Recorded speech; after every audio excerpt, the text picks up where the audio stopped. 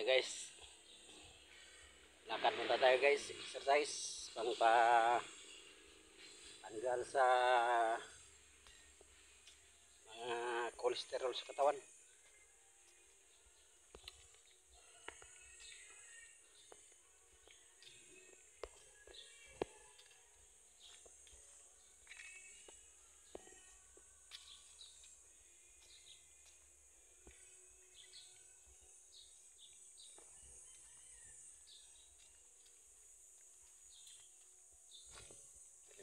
Ano tayo sa may mangga guys. Palilim muna tayo ng mangga. Ito yung service guys sa bukid. Bukid puro putik guys. Ayan guys oh. Puro putik. Kaya nagulan guys dito ngayon guys. Buti ngayong araw na to. Medyo maganda yung araw. Ang mga araw guys, puro ulan. Di man kalakasan pero umiyak yung langit.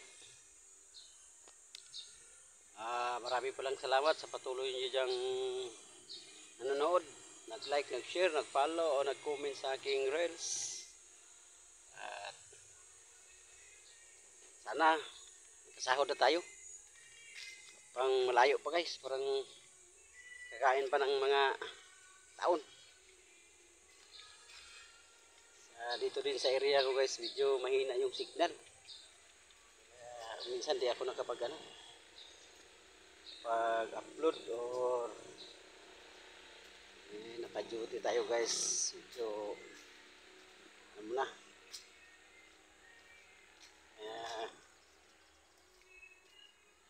Mahina yung signal. Shout out pala dyan sa mga kamag-anak ko dyan sa Davao.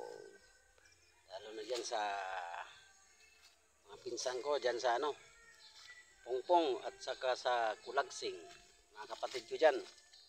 Kampo family. I hope nasa mabuting kalagayan kayo. Sa mabuting kalusugan. Dito tayo sa manggahan, nag-ikot-ikot. Ito guys. Ito guys yung mga isa sa niro-robing, binabantayan ko na areas of responsibilities.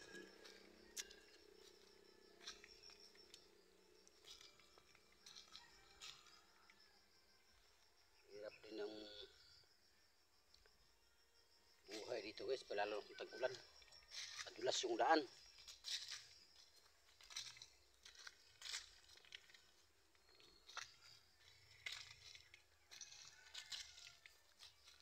Magandang umaga pala dyan sa aking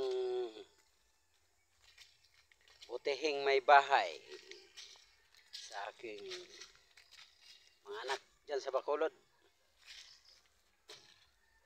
Magandang umaga sa inyong lahat at be safe everyday.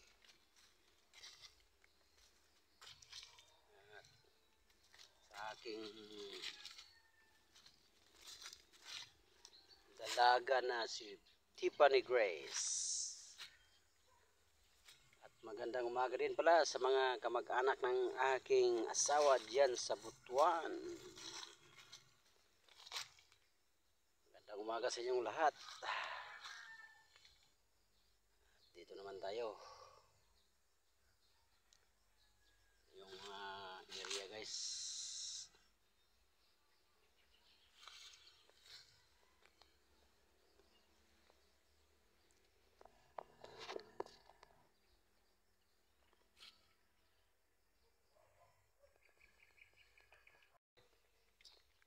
Tayo guys, ikot.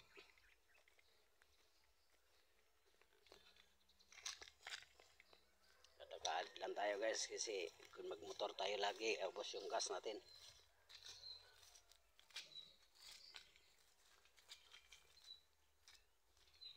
Dito guys, malamig.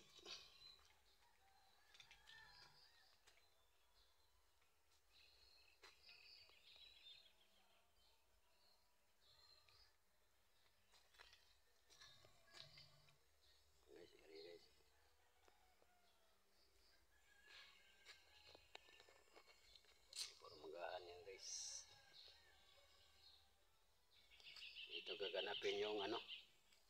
Dito itatayo yung project ng ating Pangulo. Yung 4PH.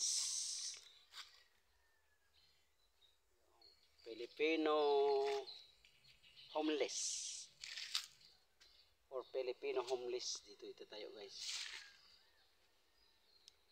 Kaya sana matuloy na yung project ito. Baka mapa-avail din tayo. Ay foreman tayo. Para sa mga hirap ng mga walang mga bahay. Ay isa din ako dyan guys. Walang bahay.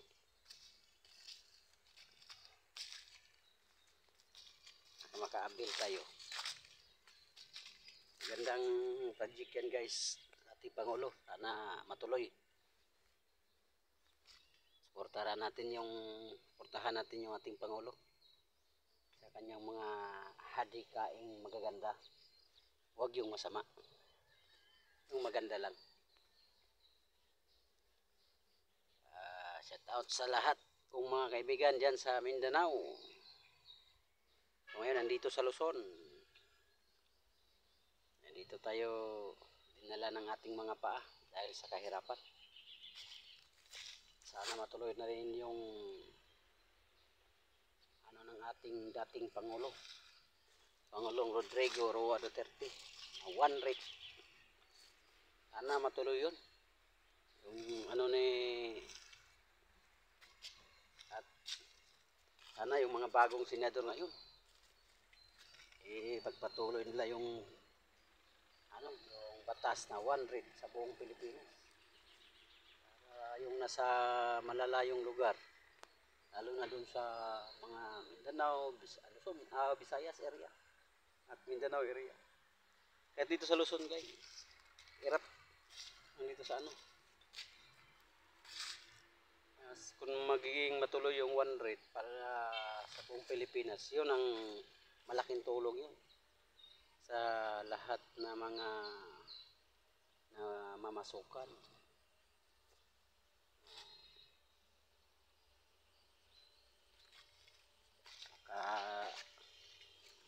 Kasi hindi na pupunta ng Maynila. Para lang kasi sa Maynila doon pumupunta yung mga tao, kaya naging grounded yung Maynila. Kasi doon dumadayo yung mga tao kasi malaki yung sahod. Nasa Pilipinas lang tayo, ba't ganun? Dapat isang rate lang tayo. Sana matuloy. I hope bago matapos yung 2028 matuloy yung one rate sa buong Pilipinas. Guys, magandang umaga. Yan, dito lang yung natin muna yung video natin. Salamat sa lahat.